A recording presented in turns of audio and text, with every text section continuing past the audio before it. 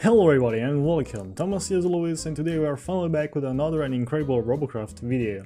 But today, as you read in the main title, we are going deeper into the... how can I call that? Building...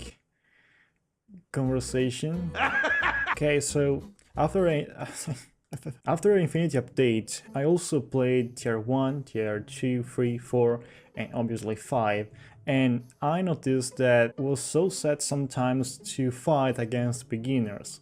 So what I was used to do was to surrender just to let them win sometimes. But at the same time, I also saw many beginners building awful robots, and I mean, that's fine, they just started the game, they still have to learn. But again, after 1 year or two, there are still players that don't know how to build, and they build robots with no freaking sense. I saw, for example, tanks with wings or spider legs, many robots with no logical sense, squishy robots, low CPU robots, full CPU robots with 4, 3, 5, 6, 9 modules on it. So I thought, okay, why don't I make a building video sharing a couple of information I personally learned during these years about building. Basic information, but also particular information that many of you asked me while watching me fighting with a couple of my robots, such as copters, hovers, and so. This is not a normal building videos for beginners, it's between advanced and beginners tutorial.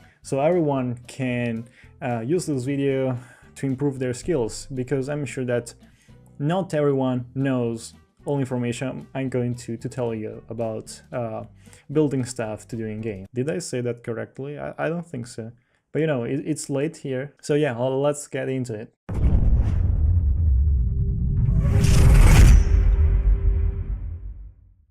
Let's start with the first building tip. Something many asked me during last days noticing me while using a PSK Medicopter. Rotors are placed at the same block level, and is something that helps the builder making a more compact robot.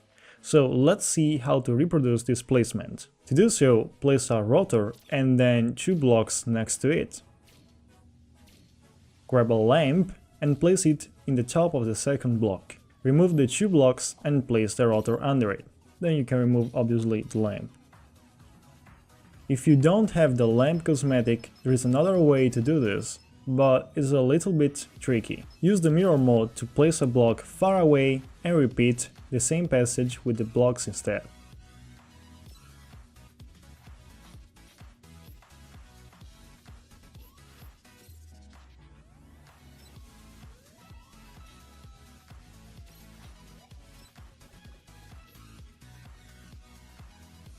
Rod and strut triforce. Super important, essential to protect connection points for weapons, movements and shields. We can talk a whole video about what the triforce is and how it works, but there are already many videos on YouTube that you can Google. Something beginners don't know is that the damage is not a random value.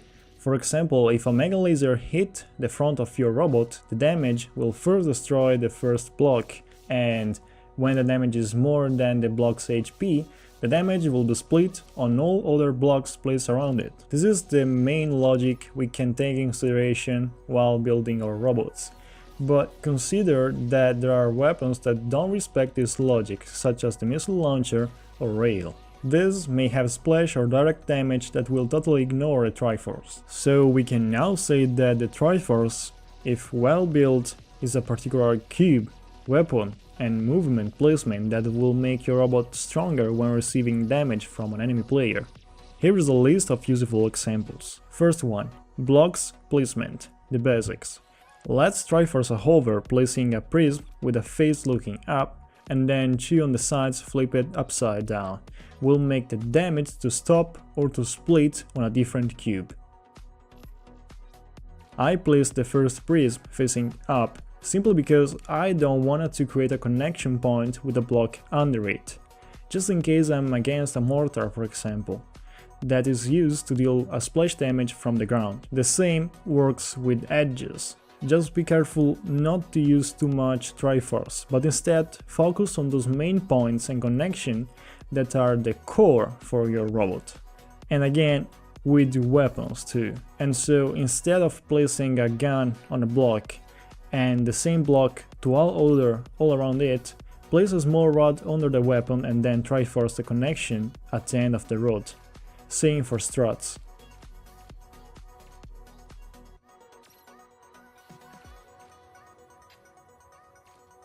You can also triforce the gun placement with the cube logic I showed you before, but it is less effective. If you don't do this, an enemy can hit the block near the one attached to the weapon, causing the laser, in this case, to fall down without even receiving the hit directly. Remember that it is not always possible to triforce with struts and rods all weapons. And this because of the space we need to do so. If you can't, at least triforce the part with blocks only. Now let's do something very weird and interesting at the same time. Do you want to know where the damage splits when you receive a hit without testing it in battle? Something I'm used to do when I finish to build a robot is to verify the triforce effectiveness with the paint gun. Let's do a quick test on a platform cube. Do you know why the color is going all around and is taking ages to be painted? Because the whole platform is a bunch of prisms facing externally, so there is no connection between two rows apart the blue block that connects a row with the previous one. Now let's apply this color check trick on one of my old mortars. To do this, I added a couple of rods on those main points I think are useful to study, watching the paint effect from the top. The triforce I built will make the damage to be splitted among external sides of the robot, making it impossible to take down the mortar. Let's check this Magpie X-Fredo. Are guns well triforced? Well, seems yes. Let's try now to remove the triforce and place instead full cubes everywhere. As you can see, as soon as a shot hit this block, and same for all those around, the gun will be destroyed automatically because there will be no block left to keep it attached to the robot. The gun will be automatically destroyed because there will be no block left to keep it attached to the robot.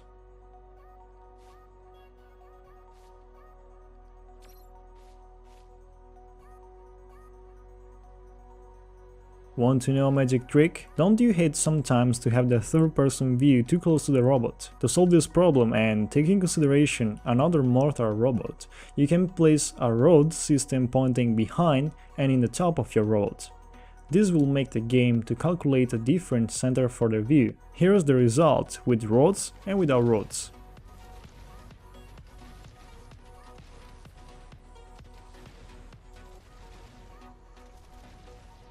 Do you know at all how to protect movements? We just saw how to triforce them. You can triforce movements in the same way with rods and struts, but how to cover them from direct external hits? Something players don't usually do is to check if different blocks can be placed in different positions all around the movement part. Example, the hover level 1 can be hidden into a 2x2 blocks area, almost completely closed then.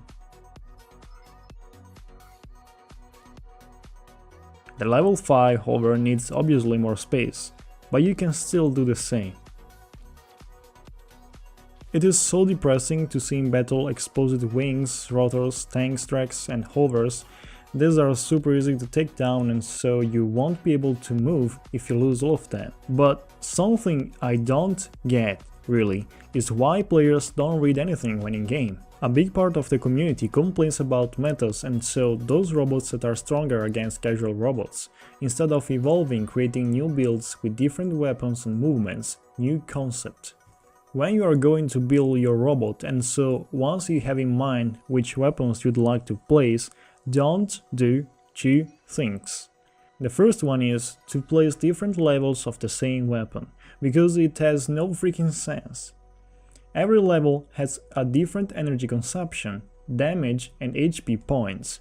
Placing for example 2 plasma levels or SMG lasers will just make a big mess with no logic. Try instead to focus on one weapon level. You don't need to fulfill all K slots. Number 2. If for example you want to build a robot with lasers, be sure to read the nominal count and so with how many weapons you get the maximum fire rate. Considering the level 5 lasers, the nominal count is 4. But please, for the love of God, don't place only 4 of them. But feel free to place 8 or 10. You don't have to overload your robot, of course, with weapons, but not even place only a few of them. If you place only 5 and then the enemy somehow takes down 2 of them, your fire rate will immediately drop. You have to think all possible cases before joining a battle. And please test your robot versus the computer before joining a multiplayer battle, instead of leaving or rage quitting and uninstalling the game because the robot you just built sucks, for then throwing your computer in a trash can and going back home crying under the bed thinking how your life is a whole mess that keeps lying to you, creating psychological problems, ruining friendship, school stuff, okay, no, probably I'm just going to forget about that. Double modules, hell yeah, no. If you place 2 blinks, you won't blink longer. If you place 2 shields, you can't place 2 of them twice, okay? If you place 2 ghasts, you can't double invisible, because this means you are joining the 5th dimension, breaking the game and the human existence.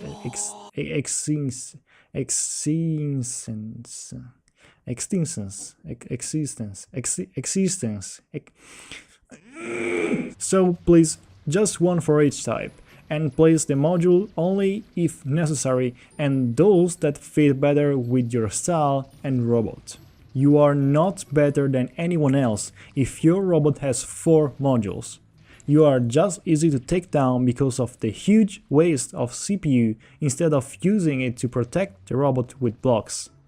A couple of useful information for those that still don't know about building mode functions. You can activate the mirror mode, move the mirror line, move the robot in any direction, center the robot, show the center of the mess, move the robot up and down, and press the Z to undo your actions. About shortcuts for these functions, check commands after pressing ESC, you can also modify them. Okay, so guys, this is all. Probably you already know all of this information. I'm sorry, really, you are a really good builder then. These are just a couple information that I think are useful for everyone, for beginners but also normal players that have been playing this game for 1 or 2 years. Anyway, I hope you enjoyed this video. If you have any suggestion or idea for a next episode about building tutorials, just write them below and I'll read those and I will save for later for the next video.